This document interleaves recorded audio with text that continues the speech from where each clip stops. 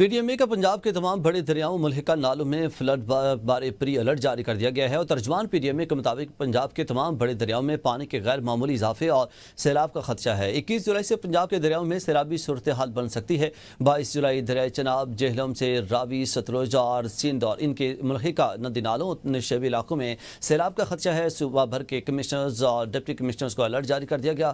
Local government, محکمہ زراعت، محکمہ آباشی، محکمہ صحت، محکمہ جنگلات، لائف سٹاک اور محکمہ ٹرانسپورٹ کو الرٹ جاری کر دیا گیا ہے۔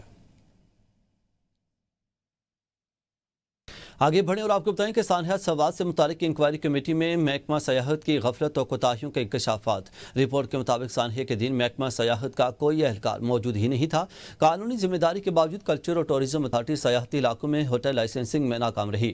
کلچر اور ٹورزم اتھارٹی ہوٹلوں کی رجسٹریشن میں مکمل ناکام رہی۔ فضا گھر جیسے سیاحتی مقام پر ٹورزم پولیس موجود نہ تھی۔ سیاحوں کے لیے مختص ہیلپ لائن بھی غیر فعال ہے۔ ٹورزم اتھارٹی ایونٹ مینجمنٹ کو ترجیح دے کر سیاحوں کو تحفظ دینے میں ناکام ہے۔ سیاح جس ہوٹل میں ٹھہرے تھے وہ بغیر NOC کے دریا کے کنارے قائم کیا گیا تھا۔ ہوٹل کی انتظامیہ کی جانب سے سیاحوں کے لیے کسی قسم کا وارننگ بورڈ نصب نہیں تھا۔ سیلابی صورتحال کے باوجود سیاحوں کو دریا کی جانب جانے سے نہیں روکا گیا۔ رپورٹ میں قیمتی جانوں کے ضیاع پر ہوٹل انتظامیہ کے خلاف مقدمہ درج کرنے کی سفارش بھی کی گئی تھی۔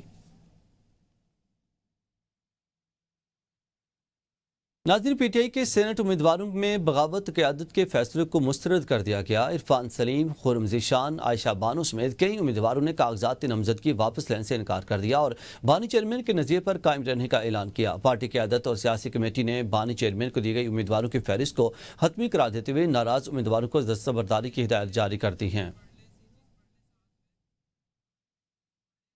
ناظرین، بتاتے چلیں کہ اسٹیبلشمنٹ کے حمایت یافتہ افراد کو اسمبلی میں لانے کا منصوبہ قبول نہیں۔ عرفان سلیم کی جانب سے کہا گیا ہے PTI کے سینٹ امیدواروں کی بغاوت قیادت کے فیصلے کو مسترد کر دیا گیا۔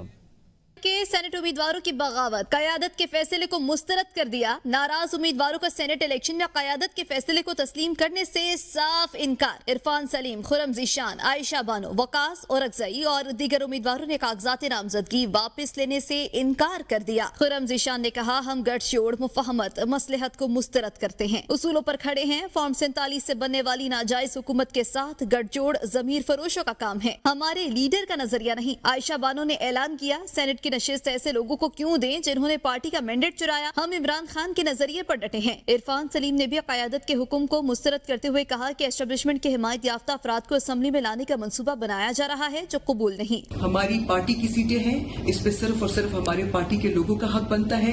میرا یہ اصول فرض بنتا ہے کہ میں انشاءاللہ اس حق پہ اور اس بات پہ کھڑی رہوں گی۔ اسٹیبلشمنٹ کے حمایت یافتہ لوگوں کو سینٹ میں لانے کے لیے جو گٹھ جوڑ کیا گیا ہے، ہم اس گٹھ جوڑ کے خلاف بھرپور طریقے سے کھڑے ہیں۔ ہم کسی صورت بھی پیچھے نہیں ہٹیں گے۔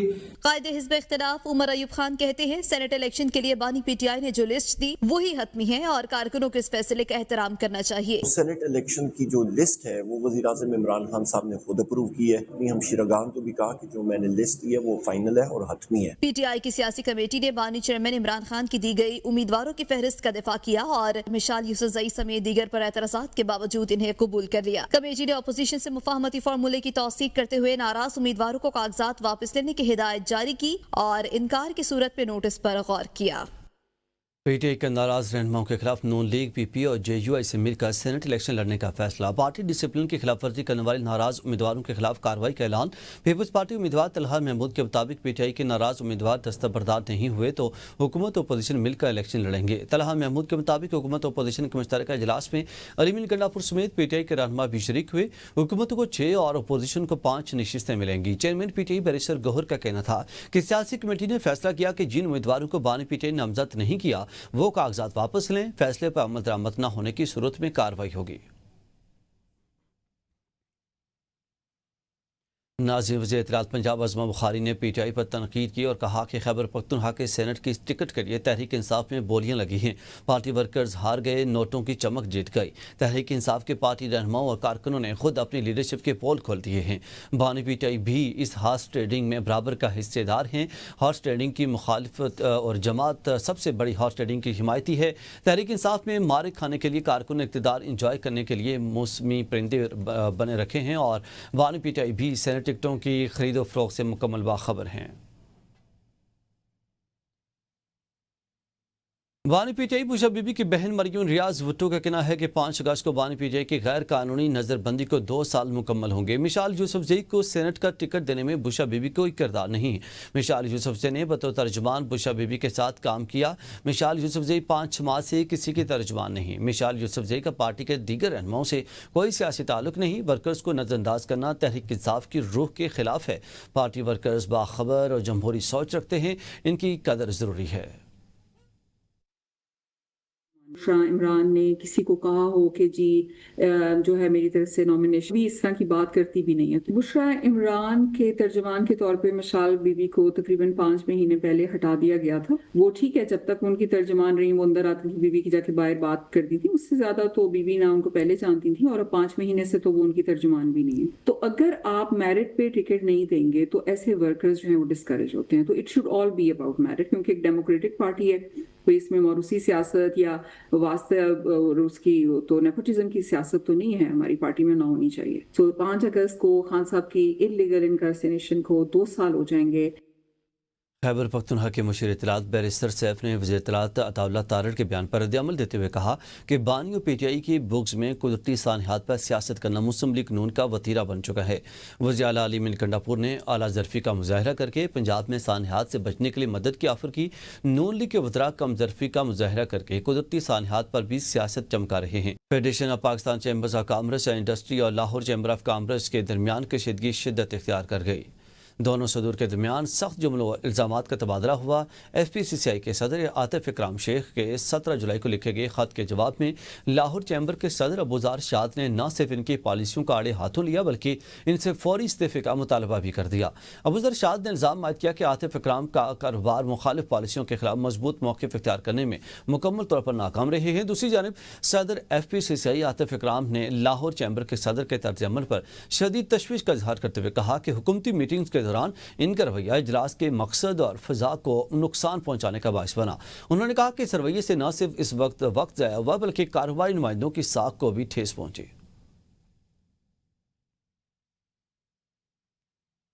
عالمی برادری، اقوام متحدہ اور OIC انسانی حقوق کے تمام بین الاقوامی ادارے ریاست جموں کشمیر میں بھارتی جارحیت کا فوری نوٹس لیتے ہوئے کشمیری عوام کے بنیادی حق خود ارادیت کے عملی نفاذ کے لیے اپنا مؤثر کردار ادا کریں۔ یہ مطالبہ یوم الحاق پاکستان کی مناسبت سے منعقدہ کشمیر کانفرنس کے خطاب میں مقررین کی جانب سے کیا گیا ہے۔ کل جماعتی حریت کانفرنس اور کشمیر لبریشن سیل کے اشتراک سے یوم الحاق پاکستان کی مناسبت سے کانفرنس کا انعقاد کشمیر ہاؤس اسلام آباد میں کیا گیا، جس کی صدارت کل جماعتی حریت کانفرنس کے سینئر رہنما محمد فاروق رحمانی نے کی۔ کانفرنس میں آزاد جموں کشمیر اور پاکستان کی ممتاز سیاسی، مذہبی اور سماجی شخصیات، سول سوسائٹی کے نمائندگان، مختلف مکاتب فکر سے تعلق رکھنے والے معزز افراد اور حریت قیادت نے شرکت کی۔ کانفرنس سے خطاب کرتے ہوئے مقررین نے 19 جولائی 1947 کی تاریخی پس منظر پر روشنی ڈالتے ہوئے واضح کیا کہ اس دن سری نگر میں کشمیری قیادت نے ایک غیر معمولی اور تاریخ ساز اجلاس منعقد کر کے ریاست جموں و کشمیر کے مستقبل کو مملکت خدا داد پاکستان سے وابستہ کرنے کی قرارداد متفقہ طور پر منظور کی تھی۔ مقررین نے اس وقت کی قیادت کی سیاسی فہم و فراست، جرأت مندی اور دور اندیشی کو خراج تحسین پیش کرتے ہوئے کہا کہ انہوں نے کشمیری عوام کی اجتماعی خواہشات کی سچی اور واضح ترجمانی کرتے ہوئے پاکستان سے الحاق کا تاریخ ساز فیصلہ کیا، جو آج بھی کشمیری قوم کی آزادی اور جدوجہد کا مرکز و محور ہے۔ کانفرنس کے شرکاء نے عالمی برادری، اقوام متحدہ، OIC اور انسانی حقوق کے تمام بین الاقوامی اداروں سے مطالبہ کیا کہ وہ ریاست جموں کشمیر میں بھارتی جارحیت کا فوری نوٹس لیتے ہوئے کشمیری عوام کے بنیادی حق خود ارادیت کے عملی نفاذ کے لیے اپنا مؤثر کردار ادا کریں، تاکہ خطے میں دیر پا امن اور انصاف پر مبنی حل کی راہ ہموار ہو سکے۔ اسلام آباد میں پاکستان الٹرنیٹیو انرجی ایسوسی ایشن کے زیر اہتمام قومی توانائی کانفرنس کا انعقاد کیا گیا۔ کانفرنس میں موسمیاتی تبدیلی اور متبادل توانائی کے ذرائع پر تفصیلی گفتگو ہوئی۔ کانفرنس میں پاکستان کے توانائی مستقبل کے لیے اہم تجاویز پیش کی گئیں۔ کانفرنس میں وفاقی وزیر ریاض حسین پیرزادہ، ماہرین اور شعبہ توانائی سے وابستہ شخصیات نے شرکت کی۔ کانفرنس کا مقصد متبادل توانائی کے ذرائع کو فروغ دے کر سولر انرجی، ونڈ انرجی، منی ہائیڈل اور فیولز اور الیکٹرک گاڑیوں کے استعمال پر زور دیا گیا۔ اس موقع پر وفاقی وزیر ہاؤسنگ ریاض حسین پیرزادہ نے اجتماعی کوششوں سے روشن مستقبل کے نوید سناتے ہوئے کہا کہ پرانی توانائی کے ذرائع چھوڑ کر گرین اور کلین انرجی کی طرف جانا ہوگا۔ استحکام پاکستان پارٹی کی سینئر رہنما فردوس عاشق ایوان نے ترجیحات بدلنے پر زور دیتے ہوئے کہا کہ تبدیلی کا آغاز خود سے کرنا ہوگا۔ پی اے ای اے کے چیئرمین انجینئر عامر حسین اور بانی رکن عبد الناصر رحمان نے توانائی میں خود کفالت کے لیے اپنا ویژن پیش کرتے ہوئے کہا کہ پاکستان کو صاف توانائی کی طرف بڑھنے کے لیے تمام شعبوں کو متحد ہو کر کام کرنا ہوگا۔ نیوز اسٹوڈیو سب تک کے لیے اتنا ہی، مزید اپڈیٹس کے لیے دیکھتے رہیے ABN نیوز۔